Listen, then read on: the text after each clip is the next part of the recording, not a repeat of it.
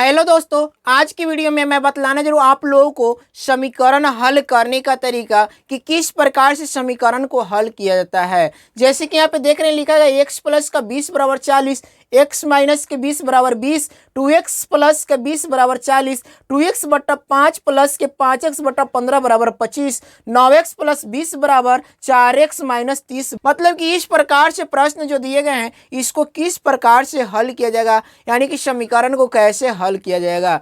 तो ऐसे प्रश्न को हल करने के लिए आज की वीडियो में संपूर्ण जानकारी मैं देने वाला हूं, इसलिए आप लोग वीडियो से बने रहेगा और वीडियो को लास्ट तक देखिएगा। चलिए हम लोग समझते हैं, सभी प्रश्न को मैं बारीकी से समझाने का प्रयास कर, इसलिए आप लोग वीडियो को अंत तक जरूर देखिएगा। चलिए हम लोग समझते हैं, प्रश्न को मैं हल करके बतला रहा हूं कि किस प्रकार से ऐसे प्रश्नों को हल किया जाता है। यह प्रश्न को आप किस प्रकार से हल करेंगे, इसको समीकरण हल करना भी कहते हैं और इसमें आप एक्स का वैल्यू भी निकालने के लिए कहा जा सकता है। तो यहाँ पे मैं अब बात करूं, सबसे पहली प्रश्न के दिया गया x प्लस का 20 बराबर का 40 दिया गया है। तो इस प्रकार से प्रश्न और ऐसे प्रश्न को हल करना है। तो ऐसे प्रश्न को हल करने के लिए आपको कुछ कॉमन बातें समझना पड़ेगा, वो क्या होता है। सबसे पहली चीज मैं आपको बतला दूं यहाँ पे चिन्हों के बारे में। जैसे कि यहाँ पे प्लस और प्लस को गुना किया जाता है तो प्लस होता है, ठीक है। इसके बाद माइनस और माइनस को गुना किया जाता है तो प्लस होता है, ध्यान दीजिएगा। उसके बाद माइनस और प्लस को गुना करेंगे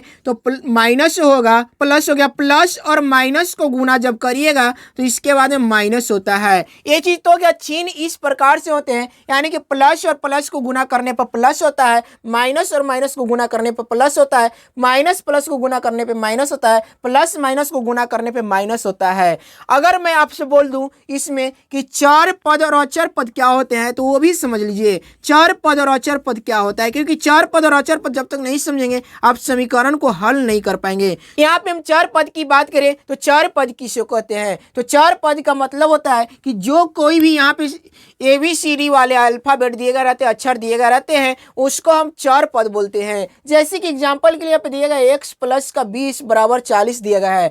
x प्लस का 20 बराबर 40 दिया गया, इसमें देखिएगा ABCD वाला अक्षर में से x यहाँ पे लिया गया है। ये x क्या कहलाएगा, तो x चार पद कहलाएगा। यानी कि ABCD वाले जो भी अक्षर रहते हैं वो चार पद कहलाते हैं। और अचर पद में क्या होता है, तो जो भी गिनती की संख्या होता है, जैसे यहाँ पे 20 दिया गया, 20 गिनती की संख्या है, ये अचर पद कहलाएगा। तो यहाँ पे ये चीज हम समझे चार पद और अचर पद क्या होता है। एक चीज और यहाँ पे आपको ध्यान देना पड़ेगा कि यहाँ पे देखिए जो नंबर दिए गए हैं, इधर वाले 40 दिया गया है, यहाँ पे बराबर का इधर है, और x प्लस का 20 जो दिया गया बराबर का इधर दिया गया है। तो यहाँ पे दो भाग में इसको नंबर को बांट कर लिखा गया है, यानी कि बराबर बीच में दिया गया है। अब ऐसी कंडीशन में आप कभी भी इस वाले नंबर को इधर ले जाएंगे या इस वाले नंबर को इधर ले जाएंगे तो इसमें थोड़ा सा नियम इसमें भी होता है, चिन्हों का परिवर्तन किया जाता है, बदलाव किया जाता है। जैसे कहने का मतलब ऐसी स्थिति में क्या करिएगा, तो ऐसी स्थिति में देखिए यहाँ पे यदि प्लस रहेगा और इधर बराबर के जब इधर लेकर के आएंगे इधर, तो क्या हो जाता है, माइनस हो जाता है। और माइनस को अगर इधर लेकर जाइएगा तो प्लस हो जाएगा। उसके बाद यहाँ पे माइनस रहेगा, अगर बराबर के इधर लेकर आइएगा तो प्लस हो जाएगा। इसके बाद में इधर अगर गुना रहेगा, इधर लेकर आएंगे तो भाग हो जाएगा, और इधर भाग रहेगा तो इधर लेकर के आइएगा तो गुना हो जाएगा। यही चिन्ह होता है, इसी के बारे में आपको समझना है। फिर से इसको ध्यान से सुन लीजिए, क्योंकि यही महत्वपूर्ण होता है।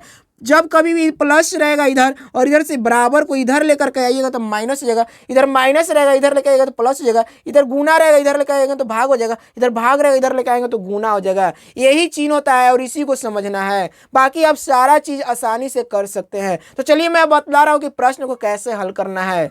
अब यहाँ पे मैं बात करूं, सबसे पहले प्रश्न की दिया गया x प्लस का 20 बराबर 40 दिया गया है।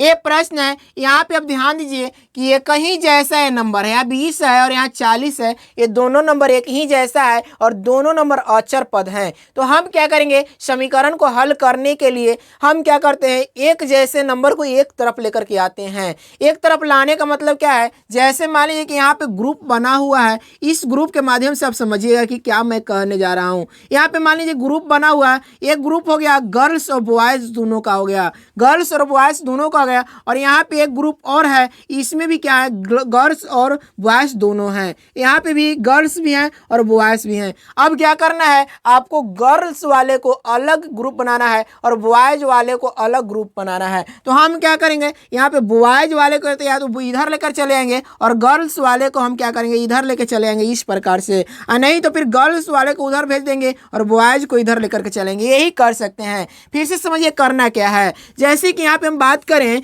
यहाँ पे दो ग्रुप दिए गए हैं, इन दोनों ग्रुप में से अलग अलग आपको ग्रुप बनाना है। एक ग्रुप बनाना है बॉय का और एक ग्रुप बनाना है आपको गर्ल का। तो हम क्या करेंगे, बॉय वाले को या तो बॉय तरफ बुला लेंगे या तो गर्ल वाले को गर्ल तरफ भेज देंगे। तो इस प्रकार से हम कर सकते हैं। तो मेरा ग्रुप क्या हो जाएगा, अलग अलग हो जाएगा, यानी कि बॉय का ग्रुप अलग हो जाएगा और गर्ल्स का ग्रुप अलग हो जाएगा। तो हम क्या करते हैं, प्रश्न में भी जस्ट उसी प्रकार से करते हैं। क्या करते हैं, मान लीजिए कि यहाँ पे ग्रुप दो दिया गया है, इस वाले ग्रुप की हम बात करें तो यहाँ पे ग्रुप में देखिएगा, यहाँ पे चर पद और अचर पद दोनों दिए गए हैं। जैसे कि चर पद 100 हो गया और अचर पद 20 हो गया। यहाँ पे केवल क्या है, अचर पद है। तो हम क्या करेंगे, अचर पद को अचर पद की तरफ भेज देंगे, यानी कि 20 को हम क्या करेंगे, इधर लेकर के चले आएंगे। जब 20 को इधर लेकर आएंगे तो हमने क्या बोला पहले कि चिन्ह को भी ध्यान देना है। तो 20 के आगे कौन सा चिन्ह है, प्लस का है। तो हम क्या करेंगे, प्लस का चिन्ह बराबर के इधर आ जाएगा तो क्या आ जाएगा, माइनस हो जाएगा और x यहाँ पे जो दिया गया है बचा रहेगा और यहाँ पे क्या जाएगा, 40 है, इधर से 20 आएगा तो माइनस का 20 हो जाएगा, यानी कि x बराबर कितना हो जाएगा।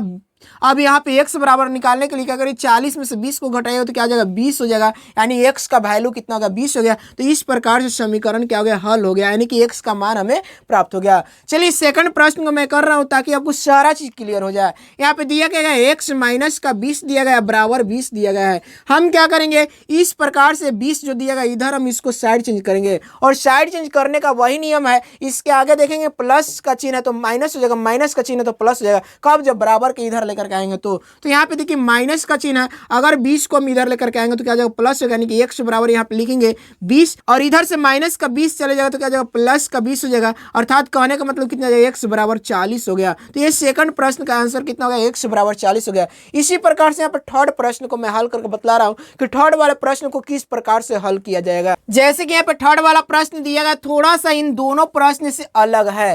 क्या दिया गया है, 2x प्लस का 20 बराबर 40 दिया गया है।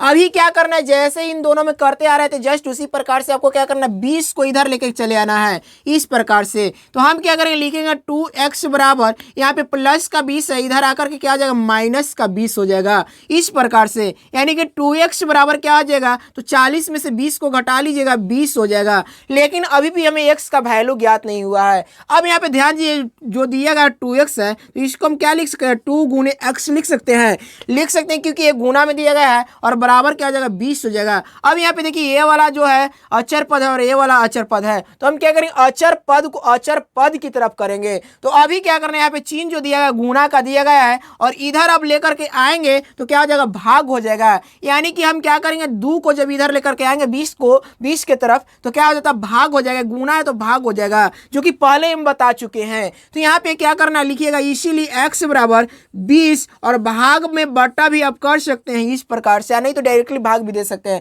तो 20/2 हो गया, इसको काटेंगे तो कितना हो जाएगा, 10 हो जाएगा, यानी कि x का मान कितना हो गया, 10 हो गया। तो इस प्रकार से x का मान ज्ञात किया जाता है। चलिए अब मैं आपको बतला रहा हूँ फोर्थ वाले प्रश्न को कि फोर्थ वाले प्रश्न को किस प्रकार से हल करना है। फोर्थ वाला प्रश्न दिया गया है 2x/5 प्लस का 5x/15 और बराबर 25 दिया गया है इस प्रकार से। अभी क्या करना है, भिन्न के रूप में दिया गया है तो सबसे पहले हम क्या करते हैं, इसको भिन्न के रूप में दिया गया, इसका भिन्न का जोड़ बना लेते हैं क्योंकि जोड़ का चिन्ह दिया गया है। तो 5 और 15 का एलसीएम लीजिएगा, 15 हो जाएगा। यहाँ पे 15 में 5 भाग दीजिए, 3 बार में कटेगा, 3 में 2 से गुना करेगा तो 3 दूना 6 x हो जाएगा और प्लस के यहाँ पे 15 से भाग देंगे तो एक बार में कटेगा, 1 में 5x से गुना करेंगे तो क्या हो जाएगा, 5x हो जाएगा, बराबर कितना हो जाएगा, 25 हो जाएगा। 5 और 6 को जोड़िएगा कितना हो जाएगा, 11 हो जाएगा, यानी कि 5 6 11x हो जाएगा। तो यहाँ पे हम क्या करेंगे, 11x लिखेंगे और बटा कितना लिखेंगे, 15 लिखेंगे, इज इक्वल टू कितना हो जाएगा, 25 हो जाएगा। अभी देखिए यहाँ पे जो है दूसरे तरीके से प्रश्न में समस्या उत्पन्न हो गया। समस्या क्या हो गया, समझिएगा ध्यान से। जैसे मान लीजिएगा आपको दिया गया है a/b is equal to d/c दिया गया है। ऐसे जब समस्या उत्पन्न हो तो हम क्या करेंगे, इसको क्रॉस मल्टीप्लिकेशन कर लेते हैं। क्रॉस मल्टीप्लिकेशन का मतलब क्या होगा कि तिरछा तिरछी गुना, यानी कि a को c में गुना कर देना है और b को d में गुना कर देना, इस प्रकार से।